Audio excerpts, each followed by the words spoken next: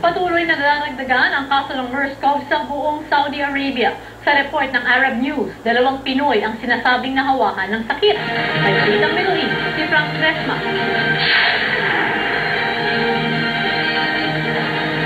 Nababahala ang mga Pinoy sa Jeddah sa tumataas na bilang ng mga dinapuan ng MERS coronavirus. Lumabas sa Arab News na sa talaan ng Saudi Ministry of Health, Jeddah ang may pinakamataas na bilang na nahawaan na nakakamatay ng MERS coronavirus. May 6 na kaso. 5 naman sa Riyadh kung saan kasama ang isang 40 taon gulang na Pinoy nurse.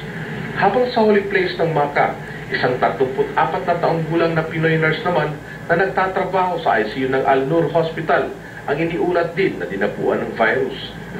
Dahil sa takot sa patuloy na pagkalat ng MERS coronavirus, maging mga negosyo sa Jeddah, apektado na rin. Mangilan-ngilan na lamang ang mga tao sa mga restaurant, malls at iba pang pasyalan. Lahat ng mga matataong lugar, kailangan na mag-ingat tayo dahil ngayon nagkalat na yung virus. Pati ang mga nagpipilgrimage na Muslim o mga nag-uubra, sobrang nag-aalala. Ang Jeddah kasi ang pinakamalapit na airport para sa mga naglalakbay papunta sa Makkah. Milyon-milyon ang dumadagsa kada taon para mag-umra o mag-Hajj. Base pa sa ulat ng Arab News, kinumpirma ng Saudi MOH na maaring makuha ng tao ang MERS-CoV mula sa camel. Ayon sa research ng isang Dr. Tariq Ahmad Madani ng King Abdulaziz University Hospital sa Jeddah, maaring magsilbing pangunahing imbakan ng MERS coronavirus ang camel na siya namang hahawa sa mga tao. Dahil sa kanilang natuklasan, makatutulong daw ito para makahanap ng lunas para labanan ang sakit.